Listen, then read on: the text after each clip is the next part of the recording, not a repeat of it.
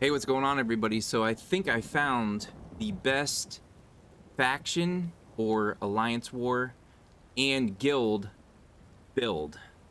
And so what I mean is one skill from Fighters Guild, Mages Guild, Sigic Order, Undaunted, and Alliance War Assault and Support. So the first ability we're going with is Razor Caltrops. 50% movement speed reduction on any enemy you hit, and it also applies Major Breach. Fantastic ability, especially for battlegrounds. Then Mages Guild, Structured Entropy. You can hit 100 different enemies with this thing if you want to, and each one of them is going to be giving you health back while damaging each one of them. So you can hit and forget. You can just throw this on an enemy, throw this on another enemy, and then you can just move on with your day, and they're taking damage and they're each healing you. So imagine, like, in any event, you have like 5, 10, 15 enemies there. You hit each one of them with the structured entropy. They're each healing you. So almost completely removing the need for a heal. I'm also running restoration staff, so my heavy attacks are not only regenerating my magicka, but they're also healing me as well. So I have two ways that I'm being healed. And so generally what I do is I weave heavy attack and structured entropy most of the time.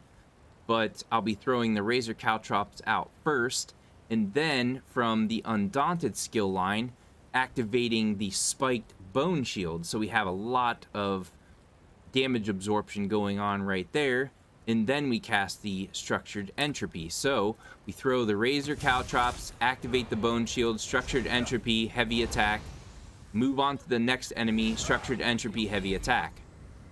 That's how I generally run this. And then from the Sigic Order, we're running Race Against Time. So if those enemies use an area of effect or a ground damage ability, they throw it down, we cast this Race Against Time to quickly step out of wherever that damage is going on. And if they hit me with a snare or an immobilization, I can cast this to immediately break out. So instead of using your stamina to break free, you can use magicka instead to break free. And then finally, we don't even use this ability, the Blinding Flare from the Alliance War Support. We are only equipping that for the major protection. So the Oakensoul Ring provides a lot, but one of the few things it doesn't provide is major protection. It provides minor, but not major. So we're equipping that. The only time I ever cast the Blinding Flare is in Battlegrounds when there is a Nightblade around and they're using invisibility a lot. I'll cast this every once in a great while. But otherwise, we're just slotting that for the major protection. And then finally, the alt ability from the Fighters Guild, the Dawnbreaker of Smiting. So generally what I try to do is, this is an attack that you kind of have to be fairly close, they have to be in front of you. So if it's NPC groups, I try to kind of line it up to where I can get the most amount of people. Otherwise, I won't use it at all. And so we'll see a group of enemies in front of me. I move fairly close to them, and then I drop the Dawnbreaker on them. I try to hit as many as I possibly can. I got to make sure that it is a group of people. I don't want to just waste this on one person. I want to use it on a group of people in front of me. I move fairly close to them and drop the Dawnbreaker. So because I'm running a Resto Staff, I do not have to worry about my Magicka regen. Every heavy attack, because it's the Resto Staff, it gives me a lot of Magicka regen back. So all points into your Restoration Staff, every single one. All points here. You're going to be getting a lot of Magicka back because you're running the Resto Staff. But you would also get Magicka back, and you would get more than enough Magicka back if you ran a Lightning Staff, Flame Staff, Frost Staff, whatever. Any of the staves, you can run any of them. You don't necessarily have to run Restoration Staff. I just like having two different ways to heal myself. Between the heavy attack and the structured entropy, I'm giving myself two different ways to heal. And our main priority is heavy attacking, because that Oakensoul Ring is going to give us some crit damage. But we'll get to that in a minute. For the Fighters Guild, you want to get Slayer, Banish the Wicked, and Skilled Tracker. All of those are going to benefit your alt. In Mages Guild, you want to get everything except for Might of the Guild. You don't need this. You're already getting Empower from the Oakensoul Ring. You want to at least get Concentrated Barrier. I love using this in Cyrodiil in combination with the Bone Shield. So activate the Bone Shield and then right-click to block. And you have two different shields. Recast, block again. There you go. And then Undaunted Command and Undaunted Metal. These are optional, but they are very good benefits. You just interact with Synergy. It restores 2% of your max health, stamina, and magicka. If you have multiple armors on, you're gonna get a bonus to max health, stamina, and magicka. Both of these are really good. Not necessary for the build, but I would recommend them.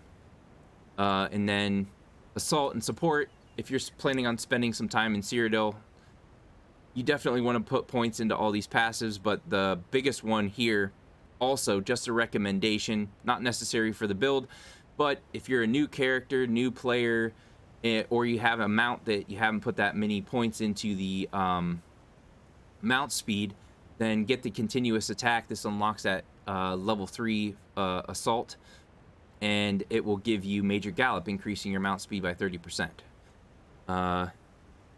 When you use the abilities, like I was saying, you're going to run out of stamina pretty quickly. If you're running a Resto Staff or any staff, you're going to regen your magicka with no problem. The Structured Entropy hardly costs anything. You'll hardly ever be using the Race Against Time. So with the heavy attack, you're going to get all your magicka back with no problem. You don't have to worry about magicka. But you do have to worry about stamina. The Razor Caltrops and the Bone Shield, they use a pretty good amount of stamina. So you will lose your stamina. You don't have a weapon that will regen your stamina. So the food that you want to run is the Lavafoot Soup and Saltries. That will give you 4936 max stamina and 493 stamina recovery. Now, it is purely optional what weapon you run. If you want to run a melee weapon, then you want to do the opposite of the Lavafoot Soup. So you want to go with the Orzorga's Red Frothgar. So this is the exact opposite. 5,395 max health, and then magicka recovery by 493.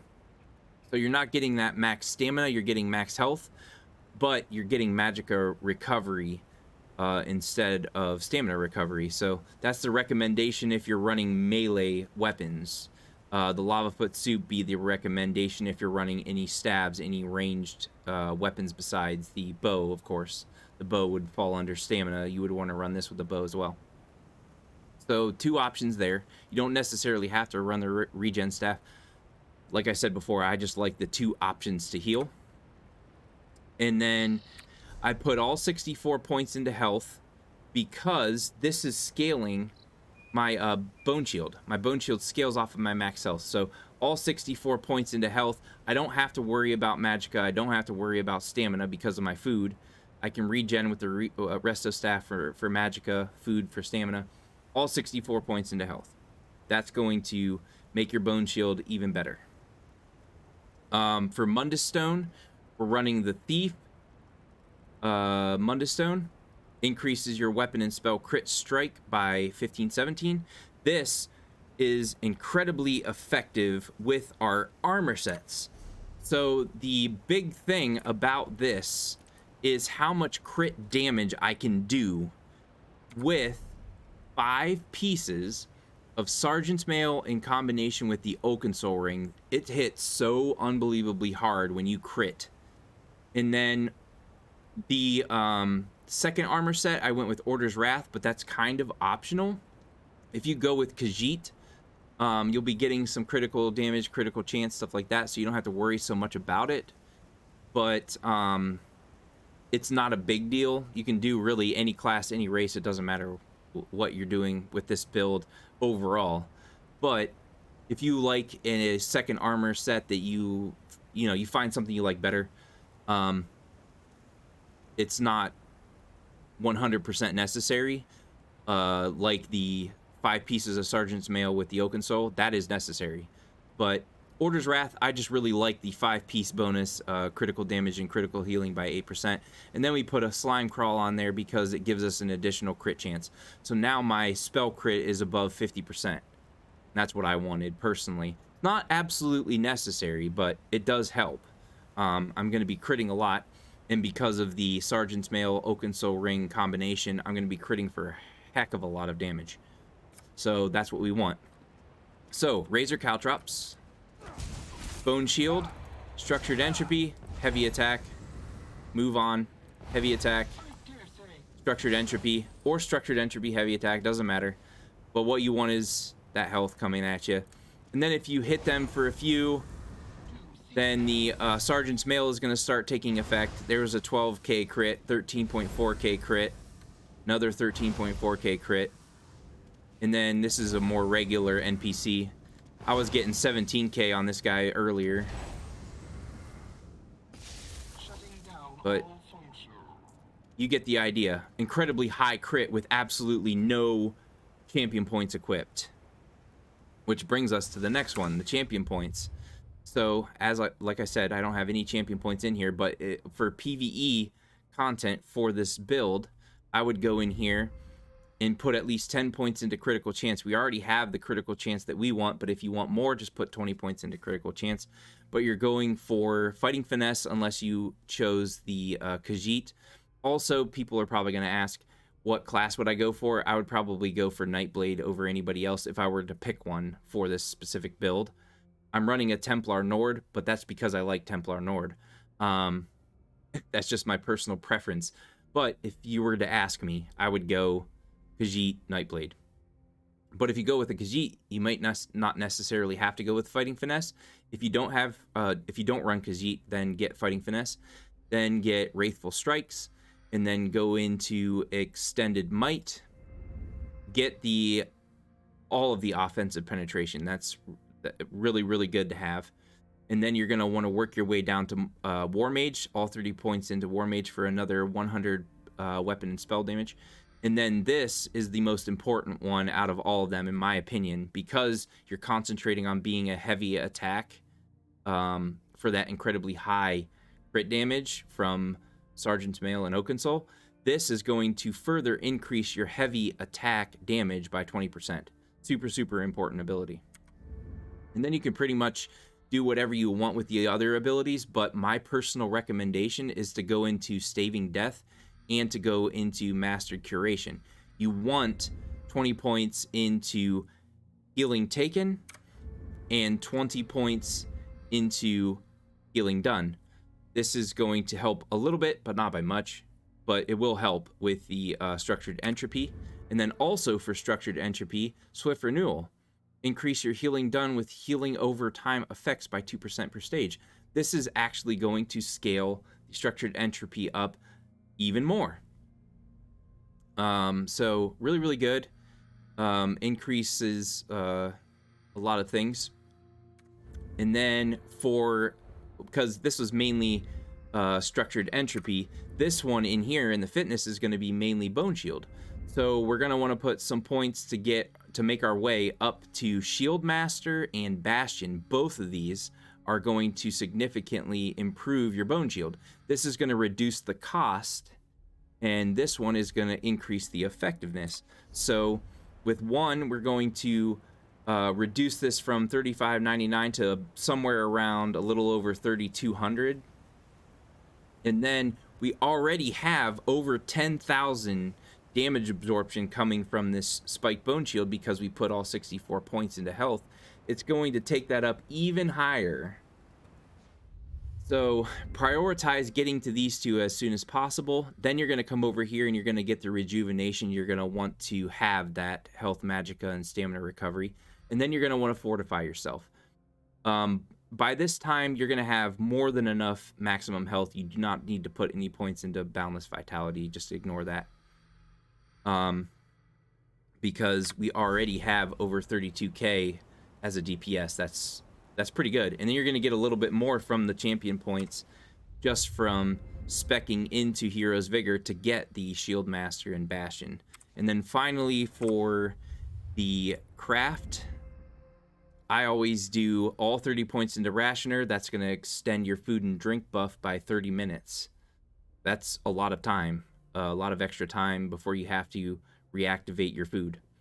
And then liquid efficiency, especially if you're running poisons, but if you're also like structured entropy is not healing me good enough, or you went with a melee weapon or a different staff besides the resto staff, and you don't get the health regeneration from the resto staff because you're using something else, you want to prioritize using potions more. Well, right there is a 10% chance to not consume it at all.